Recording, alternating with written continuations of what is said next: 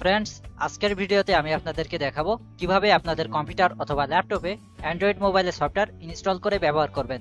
তো ফ্রেন্ডস, আজকাল Android application সবচেয়ে বেশি পপুলার হচ্ছে। আপনি অবশ্যই দেখেছেন যে অ্যান্ড্রয়েড মোবাইলের জন্য video editing apps, photo editing apps, chatting apps, Facebook, WhatsApps এর মতো অনেক অ্যাপ্লিকেশন আছে যা আপনি আপনার মোবাইলে ইনস্টল করে ব্যবহার করতে পারেন।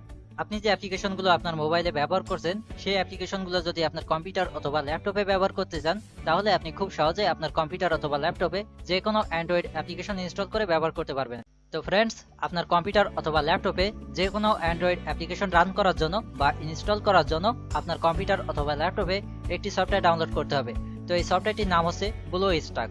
তো এই সফটওয়্যারটি ডাউনলোড লিংক আমি ডিসক্রিপশন বক্সে দিয়ে দিব, সেখান থেকে সফটওয়্যারটি ডাউনলোড করে নেবেন।